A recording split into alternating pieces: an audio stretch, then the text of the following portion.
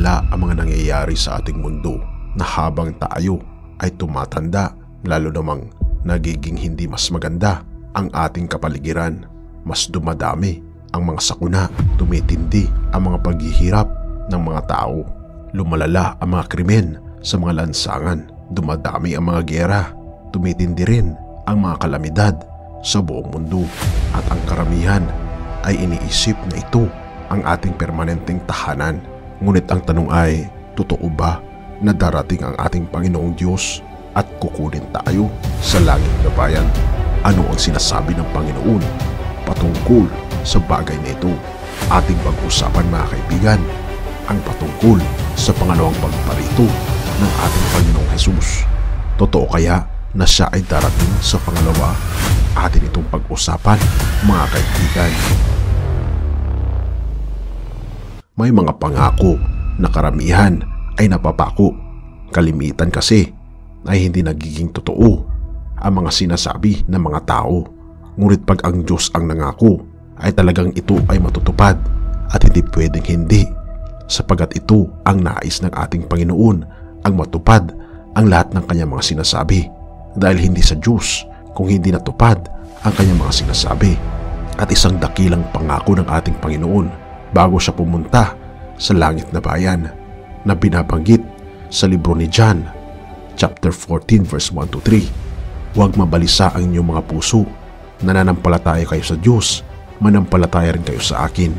Sa bahay ng aking Ama ay maraming tirahan. Kung hindi gayon ay sinabi ko sana sa inyo, ako'y paroroon upang maghanda ng dako para sa inyo. Kapag ako ay pumaroon at makapaghanda ng dako para sa inyo, ako ay muling babalik.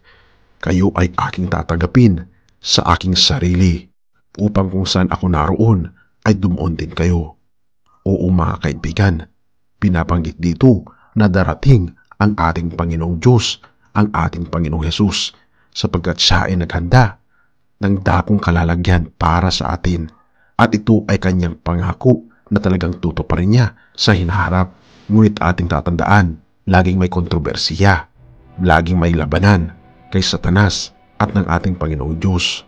Ang lahat kasi ng ginagawa ng ating Panginoong Diyos ay para madala tayo sa langit na bayan, habang si Satanas naman ay lahat ay ginagawa niya upang tayo ay mapigilan na hindi makapunta sa langit na bayan. Kaya naman makikita natin na magdi-devise si Satanas sa huling kapanahunan. Siya ay magbabalat kayo na parang si Jesus. Ngunit hindi talaga siya yun. Kung ating makikita mga kaibigan, magiging impostor si Satanas sa huling mga kapanahunan. Ito ang babala ng ating Panginoong Hesus sa Matthew 24 verse 24. Ito ay sapagkat may lilitaw ng mga bulaang Mesaya at bulaang propeta. Magpapakita sila ng mga dakilang tanda at mga kamanghamanghang gawa upang iligaw, kung maaari kahit ang mga hinirang. Babanggitin mga kaibigan na matetelevise sa buong mundo na ang ating Panginoong Hesus ay dumating na. Ito ay mababalita sa mga malalaking TV outlets, mga radyo, internet, at marami ang mga vloggers ang magsasabi patungkol dito na dumating na ang Panginoong Hesukristo. Ngunit binabanggit sa Mateo 24 verse 26, kung sasabihin nga nila sa inyo, narito siya ay nasa ilang, huwag kayong pupunta. Kung sasabihin nila siya ay nasa silid, huwag ninyong paniniwalaan. Oo mga kaibigan, binabanggit dito na ang ating Panginoon ay hindi ganun ang kanyang pagdating na matetelevise sa buong mundo na siya ay dumating. At dahil sa pagiging impostor ni Satanas, siya ay magtuturo rin na katulad ng tinuturo ni Hesukristo. Siya rin ay magiging tunog na katulad ni Hesukristo. Kaya naman mga kaibigan, para hindi tayo madaya ni Satanas na dumating na ang totoong Kristo, ang totoong Mesiya, ang totoong hari ng mga hari na walang iba kundi si Jesus Christ, ay paano ba darating ang ating Panginoong Hesus sa pangalawang pagkakataon? Ito ba ay isang sikreto? Ano ba ang sinasabi sa banal na kasulatan? Ganito darating ang ating Panginoon. Number 1, it will be a visible coming. Lahat ng tao makikita ang pagdating ni Kristo. Mateo 24 verse 27. Ito ay sapagkat kung papaanong ang kidlat ay nagmula sa silangan at nakikita hanggang sa kanluran, gayon din ang pagdating ng anak ng tao. Oo mga kaibigan, sa pagdating ng ating Panginoong Hesus Hindi yung katulad na matetelevise sapagkat sa pagdating ni Jesus, magkakaroon ng kidlat na mula sa silangan hanggang kanluran ay kita ng mga mata. Revelation 1 verse 7, narito, dumarating siyang kasama ng mga lapaap at makikita siya ng bawat mata. Lahat ng mga mata ay makikita ang pagdating ng ating Panginoong Diyos, kahit na ang mga bulag ay makakakita sa pagdating ng ating Panginoong Jesus. Makikita nila, Mateo 24 verse 30, makikita nila ang anak ng tao na dumarating sa mga ulap ng langit na may kapangyarihan at dakilang kalulhatian. Makikita mga kaibigan na siya ay parating na. Pangalawa mga kaibigan, it will be a dramatic and audible coming. Oo mga kaibigan, maririnig siya ng lahat at magiging dramatic ang pagdating ng ating Panginoong Jesus. Revelation 16 verse 18 to 20. Nagkaroon ng mga sigawan, mga kulog at mga kidlat. Nagkaroon ng napakalakas na lindol. Simula ng magkatao ang daigdig ay hindi pa nagkaroon ng lindol na kasing laki at kasing lakas nito na nangyari sa lupa. Ang dakilang lungsod ay nahati sa 3 bahagi. Ang mga lungsod ng mga bansa ay bumagsak. Ang bawat pulong ay nawala. Walang sino mang makakakita ng anumang bundok. At kung ating makikita at mapapansin mga kaibigan, hindi ito secret rapture, kundi ito talaga ay rapture. Talagang maririnig ng lahat, talagang magkakaroon ng mga kalamidad pagdating ng ating Panginoong Jesus. At ano ang mangyayari mga kaibigan sa pagkakataong ito? Ang mga namatay kay Kristo ay unang mabubuhay. 1 Thessalonians 4 verse 16, sapagkat ang Panginoon din ang siyang bababa mula sa langit na may isinisigaw na utos, na may tinig ng pinunong anghel at may trumpeta ng Diyos, at ang mga patay kay Kristo ay unang magbabangon. Pagkatapos ito, tayong mga buhay at naririto pa ay kasama nilang aagawin sa mga lapaap upang salubungin natin ang Panginoon sa hangin. Sa gayon, makakasama natin ang Panginoon magpakailanman. Ito mga kaibigan ang binabanggit dito, na lahat ng mga namatay kay Kristo ay muling mabubuhay. Mabubuhay ng mga muli ang ating mga mahal sa buhay. Isang dakilang reunion sa bawat pamilya na una nang nahimlay ang kanilang mga mahal sa buhay. 1 Corinthians 15 verse 51 to 53, narito sinasabi ko sa inyo, ang isang hiwaga, hindi lahat sa atin ay matutulog, ngunit lahat ay babaguhin. Lahat ay babaguhin sa isang iglap, sa isang kisap mata, sa huling pagtunog ng trumpeta, dahil ang trumpeta ay tutunog at ang mga patay ay ibabagong walang kabulukan at tayo ay mababago. Ito ay sapagkat kinakailangang ang may kabulukang ito ay maging walang kabulukan at ang may kamatayang ito ay maging walang kamatayan. Oo mga kaibigan, ito ay binabanggit sa banal na kasulatan na pati ang mga tao ay mapapalitan ang mga katawan ng isang katawan na hindi na mamamatay pa. Ang mga matatanda ay magiging bata ang kanilang itsura. Wala nang sakit at lahat ay malusog ang magiging katawan. So paano darating ang ating Panginoong Hesus, mga kaibigan? Kung ating mababasa mga kaibigan ang Acts 1 verse 10 to 11, ito ang panahon nung si Jesus Christ ay pinagmamasdan ng kanyang mga disipulo na siya ay paakyat na sa langit. Sabi dito, nang nakatitig sila, ang mga disipulo, habang siya ay pumapaitaas, si Jesus Christ, narito, 2 lalaki na nakaputing damit ang tumayo sa tabi nila.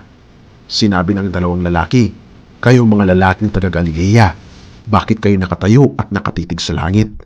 Itong si Jesus na dinala sa langit mula sa inyo ay babalik din katulad ng pagpunta niya sa langit na inyong nakita. Oo mga kaibigan, ang Jesus na umakyat sa langit ay siya rin ang Jesus na babalik. Ang Jesus na umakyat ay siya rin ang bababa mga kaibigan na Jesus upang tayo ay kunin niya. Number 3, ang pagdating ni Jesus mga kaibigan ay magiging glorious. It will be a glorious coming. Mateo 25 verse 31, darating ang anak ng tao sa kanyang kalulhatian kasama ng mga banal na anghel. Oo mga kaibigan, siya ay may mga kasama at maraming mga anghel ang kanyang kasama. Ang tanong ay gaano makarami ang mga anghel na kasama ng ating Panginoon? Sobrang dami mga kaibigan. Binabanggit sa Revelation, 10,000 times 10,000 thousands ng mga anghel ang kasama ni Jesus Christ. Revelation 6 verse 14 to 17. Ang kalangitan ay nawalang katulad ng balumbong nilulob. Ang bawat bundok at bawat bulok ay naalis sa kinalagyan nila. Ang mga hari sa lupa, mga dakilang tao, mga mayaman, mga pinunong kapitan, mga kapangyarihan, ang bawat alipin at bawat malaya ay nagtago ng kanilang sarili sa mga yungib at sa mga bato sa kabundukan. Sinabi nila sa mga bundok at mga bato, "Bagsakan ninyo kami, itago ninyo kami mula sa mukha ng nakaupo sa trono ng Diyos. Dumating na ang dakilang araw ng kanyang buot, kaya sino nga ang makakatagal?" Oo mga kaibigan, marami ang matatakot sa pagdating ng ating Panginoong Hesus. Pati ang mga mayayaman, ang mga tao, ang mga hari, ang mga leaders ng bansa ay matatakot at sila ay magtatago sa mga yungib upang hindi lang nila makita ang kalulatian ng ating Panginoong Hesus. Kaya mga kaibigan, sinasabi ko sa inyo na ang ating mga kayamanan sa mundong ito ay napaka-fragile, mabilis maubos, mabilis mawala. Kaya nawa ang ating investments ay para sa langit na bayan. Ihanda natin ang ating mga sarili sa pagdating ng ating Panginoong Hesus. At ang tanong mga kaibigan, gaano kalapit ang pagdating ng ating Panginoong Hesus?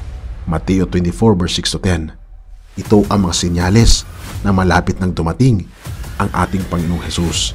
Maririnig na ninyo ang mga digmaan at mga balibalita ng mga digmaan. Ngunit huwag kayong mabalisa, sapagkat ang mga bagay na ito ay kinakailangang mangyari. Ngunit hindi pa ito ang wakas.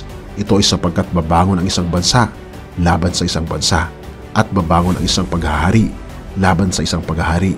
Magkakaroon ng mga tagutom at mga salot at mga lindol sa iba't ibang dako. Ang lahat ng mga ito ay pasimula ng sakit na nararamdaman ng isang babaeng mga anak. Marami ang matitisod at magkakanulo sa isa't isa at mapupuot sa isa't isa. Maraming lilitaw ng mga bulaang propeta at ililigaw ang marami. Dahil sa paglaganap ng hindi pagkilala sa kautusan ng Diyos, ang pag-ibig ng marami ay manlalamig. Ngunit siya na makapagtitiis hanggang wakas ay maliligtas. Ang ebanghelyo ng paghahari ng Diyos ay ipapangaral muna sa buong daigdig upang maging patotoo sa lahat ng mga bansa. Pagkatapos ay darating na ang wakas. Oo mga kaibigan, ang mga ito ay nangyayari na sa ating mundo. Nagkakaroon na ng mga bagay na nakakatakot sa ating mundo. Pati ang mga ugali ng mga tao ay isang sinyalis din na malapit nang darating ang ating Panginoon. Ngunit higit sa lahat, ang mensahe ng kaligtasan sa buong mundo. Ito ang huling hudyat bago darating ang ating Panginoong Hesus. Kaya naman mga kaibigan, pinabanggit ko ito sa inyo sapagkat isang medium ito upang sa ganun masabi sa inyo na malapit nang darating ang ating Panginoong Diyos. Ihanda natin ang ating mga sarili dahil nais niya na tayo ay makapiling niya sa langit na bayan. At sa pagdating ng ating Panginoong Hesus mga kaibigan, Revelations 19 verse 16, may nakasulat sa kanya at sa kanyang kasuotan at sa kanyang hita ay naroon ang kanyang pangalan na isinulat ng Diyos, Hari ng mga hari at Panginoon ng mga Panginoon. Mga kaibigan, handa ka na ba na dumating ang ating Panginoong Hesus? Hinihintay ka niya